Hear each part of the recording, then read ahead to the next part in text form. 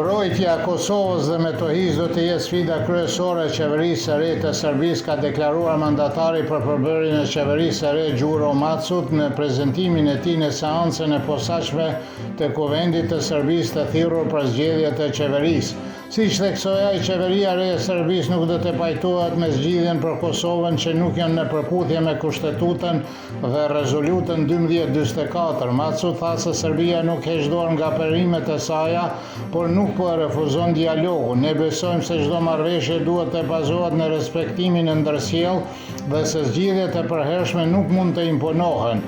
Paqja është e pamundur pa drejtësi dhe ky është mesazhi që ne u dërgojmë të gjithë partnerëve tanë, tha Macut. Me 1 orë vonesë filloi në Prishtinë seanca konstitutive e Kuvendit të Kosovës. Seanca u ndërprej shumë shpejt pasi nuk u konfirmuan mandatet e deputetëve. Nga 113 deputetë të pranishëm, 52 votuan për, 46 ishin kundër, ndërsa 11 deputetë abstenuan. Kryesuesi Avni Dehari deklaroi se do të njoftoj kryetaren Vjosa Osmani për shtyrjen e seancës. Deputeti i vetëvendosjes Faton Peci tha se lista serbe dhe partitë opozitare penguan konstituimin e Kuvendit.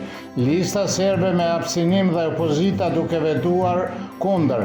Zgjedhja e kryetarit të Kuvendit ishte planifikuar për sot, ndërsa kryeministri Albin Kurti, i cili dha dorëheqje sot, më herët kishte paralajmëruar se do të votohet për zgjedhjen e qeverisë së tretë, për të cilën sipas të gjitha llogarive nuk ka siguruar ende mbështetësit e shumicës e deputetëve. Presidentja e Kosovës Vjosa Osmani ka deklaruar se Kosova ka konfirmuar marrëdhëniet me vendet që, siç thot ajo, Serbia i ka paraqitur si mosnjohëse.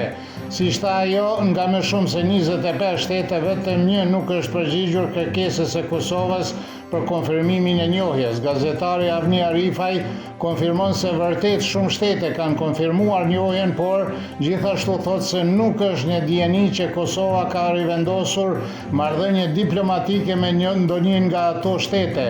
Kryeministri Albin Kurti dhe presidenti Vjosa Osmani janë në garë me njëri tjetrin në korrizë të Kosovës, përfundoi Avni Arifaj. Ministria e Punëve të Jashtme e Kosovës ka akuzuar Serbinë për shkeljen e marrëveshjeve të arritura, duke pretenduar se Serbia po i bën presion Sudanit pasi ai vend e ka njohur Kosovën. Deklarata e Ministrisë së Punëve të Jashtme të Serbisë lidhur me njohjen e pavarësisë së Kosovës nga Sudani, ministrja në Prishtinë cilësoi si shkelje të qartë dhe të papranueshme të detyrimeve të Serbisë sipas marrëveshjes së Brukselit dhe aneksit të Ohrit të vitit 2023. Ministria e Kosovës pretendon se kjo paraqet një përpjekje të papranueshme për të ushtruar presion ndaj qeverisë së huaj sovrane të politikës së pavarur të Sudanit.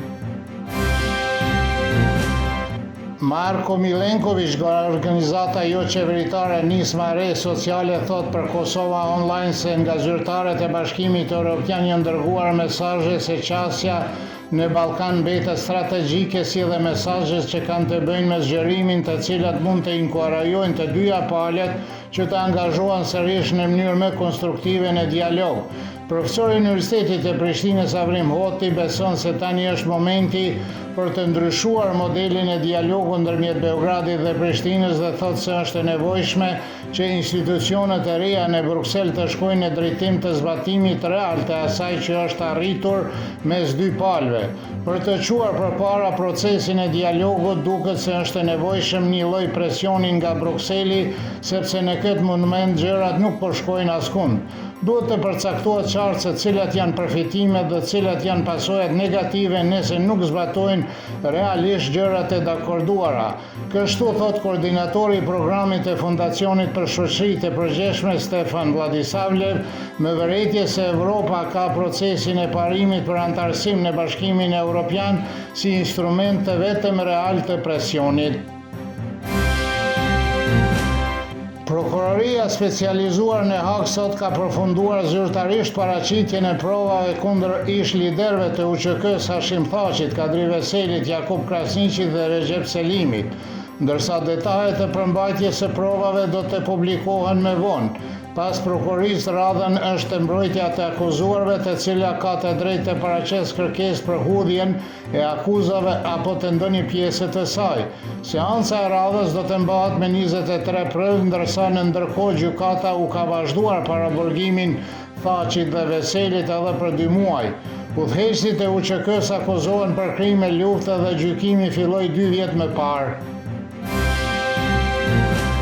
Moti të mërkurë në Serbi do të jetë kryesisht me diell dhe shumë i ngrohtë ko pas kohe me vranësira mesatare. Do të fryjë një erë mesatare dhe fort nga drejtimi jugperëndimor, ndërsa në zonën e Koshavës pritet të fryjë erë fort nga drejtimi juglindor. Temperatura mëngjesit do të sillet nga 6 deri në 14, kurse ajo maksimale ditore prej 12 deri në 28 gradë Celsius.